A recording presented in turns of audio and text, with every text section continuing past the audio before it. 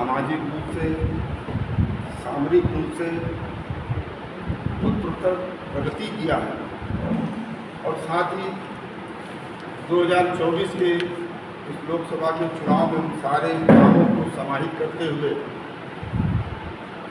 देश के लाखों लोगों के सुझाव के आधार पर जो अपना संकल्प पत्र देश की जनता के सामने घोषित किया है, उस संकल्प पत्र की चर्चा आप सभी सम्मानित पत्रकार भाइयों के साथ करने का आशय यह है कि आपके माध्यम से जो हमारे समाज के लोग हैं, कौशाम्बी जनपद के लोग हैं, देश के लोग हैं, वो सरकार की मंशा के बारे में जान सकें। और इस निमित्त आज हम भारतीय जनता पार्टी के शीर्ष नेतृत्व और माननीय प्रधानमंत्री जी के नेतृत्व में जो संकल्प पत्र देश की जनता के नाम घोषित किया है, इसकी चर्चा मैं आप सबके बीच में करूँगा। पहले संकल्प की बनाने की जो पृष्ठभूमि रही है, मैं उसकी चर्चा आप सबके सामने करूँगा। भारतीय जनता पार्टी का संकल्प पत्र या 76 पन्नों का है।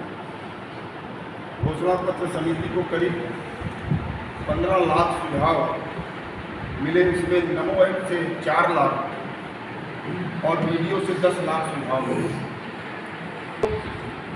24 समूहों में बांटा गया है।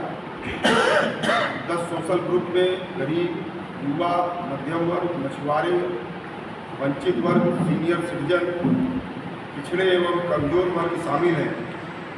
वहीं गवर्नेंस को 14 सेक्टर में बांटा गया है। इन्हें भारत के अन्य देशों से संबंध, आंतरिक एवं बाहरी सुरक्षा, समृद्ध भारत, ईज ऑफ लिविंग, विरासत का विकास, गुड गवर्नेंस, सुशासन, स्वस्थ भारत, शिक्षा, खेल, सभी सेक्टर्स का विकास, इनोवेशन और टेक्नोलॉजी और पर्यावरण को रखा गया है। ये संपूर्ण संकल्प पत्र है। चिन्हित करके उन क्षेत्रों के उत्तरोत्तर विकास के लिए इस संकल्प पत्र को माननीय प्रधानमंत्री जी के नेतृत्व में जारी किया गया है। संकल्प पत्र की और भी विशेषताएं हैं। पूरे देश ने इस बात को माना है कि मोदी की गारंटी यानी गारंटी के पूरे होने की गारंटी।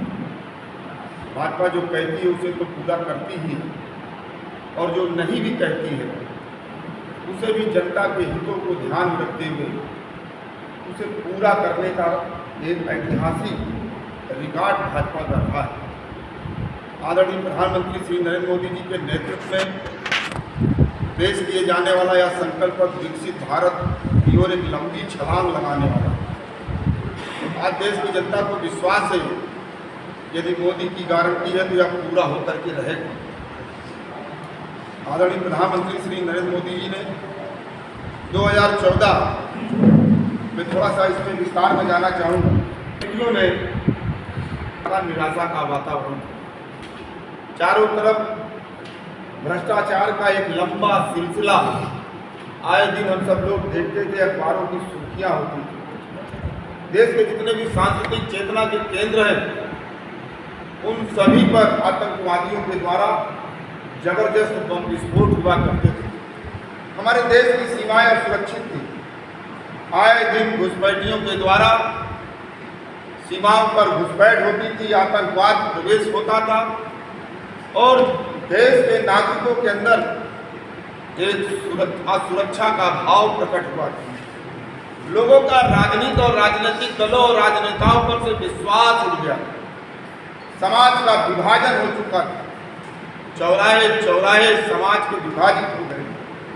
एक निराशा के वातावरण से भारत को निकाल करके देश की जनता ने आदरणीय प्रधानमंत्री नरेंद्र मोदी जी को अपना विश्वास देने का काम किया था, अपना नेतृत्व देने का काम किया था। और उनके विश्वास को आदरणीय प्रधानमंत्री जी ने एक चुनौती के रूप में स्वीकार किया और 2014 से लेकर के 2019 के बीच में इस देश के अंदर एक नई चेतना जागृत हुई। इस देश की जो कार्य संस्कृति थी, जो पूरी तरीके से भ्रष्टाचार पर केंद्रित थी, उस कार्य संस्कृति को एक पारदर्शी रूप से बना करके इस देश की सेवा करने का काम किया था और जनता ने 2019 में भी और अधिक मतों से माननीय प्रधानमंत्री जी को एक बार पुनः अपना विश्वास व्यक्त किया। ये सरकार 2019 की ये पूरी तरीके से गांव, गरीब, वंचित, दलित, महिला, युवा, किसान को समर्पित रही। माननीय प्रधानमंत्री जी का शरीर का कण कण और जीवन का क्षण क्षण राष्ट्र का विकास और गरीब कल्याण के प्रति समर्पित रहा है। हम सब लोग जानते हैं इस देश के अंदर एकमात्र भारतीय जनता पार्टी ऐसा राजनीतिक दल है जो राजनीतिक चिंतन और दर्शन के आधार पर चलता है। इसकी एक विचार है, एक दृष्टि है, एक सोच है, देश को किस स्तर पर कहां तक ले जाना है, एक संकल्प है। डॉक्टर श्यामा प्रसाद मुखर्जी देश की एकता और अखंडता के प्रतीक है। उनका बलिदान इस देश के अंदर जो दो दोहरी व्यवस्था लागू थी, एक देश में दो विधान, दो निशान, दो प्रधान की जो व्यवस्था आज़ादी के बाद भी इस देश के अंदर लागू थी, डॉक्टर श्यामा प्रसाद मुखर्जी के बलिदान का परिणाम रहा। वह दोहरी व्यवस्था समाप्त हुई और देश के अंदर एक प्रधानमंत्री, एक किसान और एक प्रधान हुई। ये उनका राजनीतिक चिंतन और साथ ही साथ पंडित दीनदयाल उपाध्याय जो एक राजनीतिक विचारक है, समाज के अंतिम पायदान पर बैठे हुए लोगों के जीवन में गुणात्मक परिवर्तन जिनका संकल्प रहा, मानव एकात्मवाद के आधार पर एक समरस समाज के निर्माण की जो उनकी कल्पना थी, डॉक्टर श्यामा प्रसाद मुखर्जी और पंडित दीनदयाल उपाध्याय जी के विचारों को आत्मसात करते हुए आदरणीय प्रधानमंत्री जी ने उनके वैचारिक अधिष्ठान के आधार पर भारतीय जनता पार्टी के नेतृत्व में इस संकल्प पत्र को तैयार करने का काम किया। भाजपा का संकल्प पत्र एनडीए सरकार की उपलब्धियों का एक व्यापक अवलोकन प्रदान करता है और 2047 तक एक विकसित भारत के निर्माण का दृष्टिकोण प्रस्तुत करता है। पत्र विकसित भारत के 4 मजबूत स्तंभ के आधार पर तैयार किया गया। युवा शक्ति, नारी शक्ति, किसान और गरीब सभी को सशक्त करता है यह संकल्प पत्र। हमारा फोकस डिग्निटी ऑफ लाइफ पर है, क्वालिटी ऑफ लाइफ पर है, निवेश से नौकरी पर। इस संकल्प पत्र में क्वांटिटी ऑफ अपॉर्चुनिटी और क्वालिटी ऑफ अपॉर्चुनिटी यह दोनों पर बहुत जोर दिया गया। एक तरफ हमने कई सारे इंफ्रास्ट्रक्चर निर्माण में बड़ी संख्या में रोजगार बनाने की बात की है, दूसरी तरफ हम स्टार्टअप और ग्लोबल सेंटर्स को बढ़ावा देकर के हाई वैल्यू सर्विसेज पर भी ध्यान दे रहे हैं। हम ये सुनिश्चित करेंगे कि गरीब के भोजन की थाली पोषण युक्त हो, उसके मन को संतोष देने वाली हो और अफोर्डेबल भी, सस्ती हो।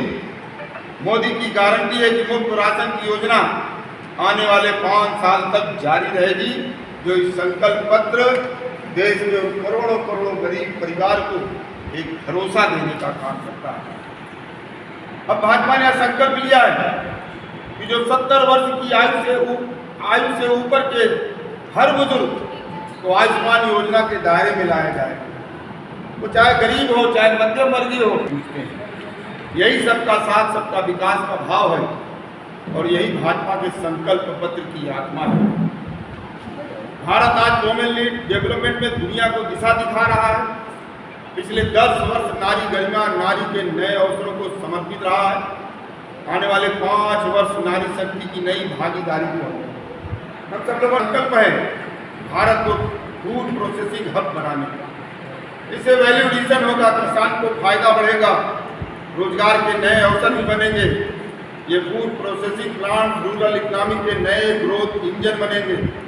भाजपा विकास भी और विरासत भी के मन पर विश्वास करती है। हम पूरी दुनिया में